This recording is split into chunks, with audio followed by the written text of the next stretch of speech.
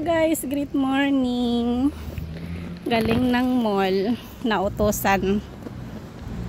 Bili daw ng macaroni pasta. Tapos yung mushroom na dilata. Kaso nung pinakita ko yung price, ayaw naman niya. Kasi ano daw, expensive, 'di ba? $19. Dalawang lata na mushroom soup. Mahal na daw. Kaya pasta lang yung binili ko. Tsaka ano, tinapay. Kasi bili daw ako ng snacks ko. Para meron daw akong snacks, 'di ba? Bumait bigla. Sa pauwi na guys. Ayan, natatanaw ko na yung tower namin. Galing ako ng Yuhu Mall. Kasi sa Yuhu Mall ako bumili. So ayun, bukas salada ako di off. Gusto ni Amo ano, Martes. Sabi ko ayoko, magtrabaho na lang ako. Wala din namang ano sa Tuesday. Dapat kasi bukas. Kaso ayaw nila eh. Wala naman silang pasok bukas, pero ayaw nila akong payagan. Kaya okay lang. Trabahoin na lang para may ano extra. Tirahin na lang kung kasi kung magdi-di-off ako ng Martes, bukod sa wala namang di-off, sila Kambal tsaka yung ibang mga friends wala din. Yung isa ko namang sis na nagdi-di-off ng Martes, malayo din siya, so napapamahal yung pamasahe niya. Kaya trabaho na lang, hindi pa gagastos, may bayad pa, diba? Nung nakaraan kasi sunod-sunod yung di-off ko, 2 linggo sunod-sunod. Kaya sabi kanina ng amo ko, lalaki, hindi kita mabibigyan ng di-off na every Sunday. Sabi ko okay lang. Sabi niya Martes ano di-off mo. Sabi ko ayaw ko. Tapos sabi niya sa last week daw nitong month na to, sa Monday. Sabi ko okay, pag-iisipan ko pa. So pag nagkataon, hindi rin ako magdi-di-off. Bala na. Pero pwede rin naman pahinga ng half day.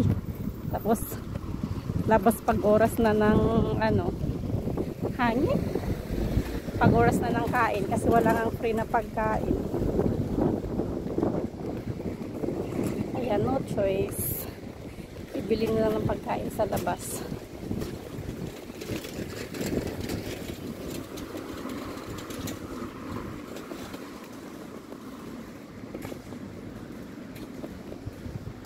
Tawid tayo guys. So pag sa bahay ako, madalas naboboard ako. Ay nako. Nasanay kasi ako dati sa Saudi na kahit nasa bahay lang, maraming nakakausap, maraming nakabiruan. Dito hindi ko masabayan sila kasi bukod sa hindi naman maano yung salita nila, pareho kami pag nag-i-English.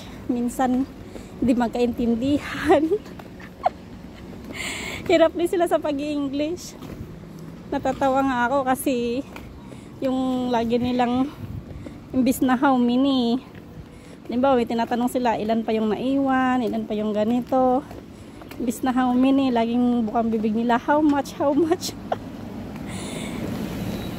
So, wala talaga. Bihira ako nagsasalita pag sa bahay. Kaya mahirap. Hindi kagaya sa Saudi na mga alaga ko, kakulitan ko. So dito wala, puro trabaho lang. Pag natapos naman yung trabaho, minsan nakakaupo din naman. So ganun lang. Tapos sa liit ng bahay, medyo naano ko pag kikikilos. Kaya yun, hirap sa pag-adjust. So ito na guys, pumasok na ako sa Village.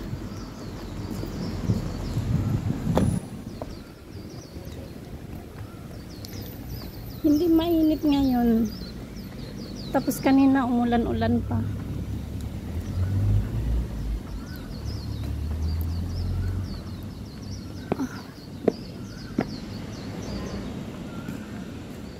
Hindi ko alam kung kailan ko kakayanin dito.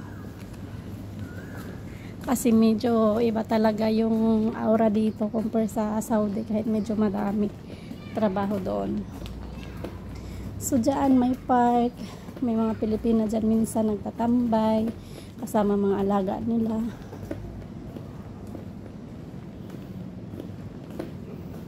Paghapon maraming mga Pilipina, so siguro pag medyo tumagal-tagal ako dito at yung bata pwede nang ilabas, isa na din ako natatambay dyan para sa mga para sa alaga ko. So Tower 8 kami, kaya doon sa bandang dulo. Ang sarap minsan magpahangin-hangin, kaso di oras yung paglabas mo, kailangan hindi ganun katagal sa labas pag inuutosan, dahil sasabihin ilang oras ka, ang lapit lang naman, yan lang naman binili mo. So ngayon nga hindi ko alam kung nagreklamo yung babae, kasi yung nabili ko lang naman is ganun, tapos medyo tumagal ako. Siyempre nagtitingin-tingin ako doon sa mall.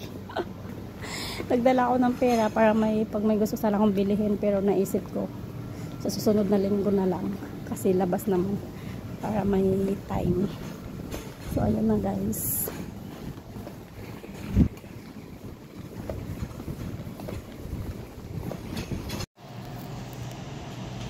Ayan. Paakyat na tayo. Solo sa elevator. So ito yung dala-dala ko. So ayan na. Bye bye.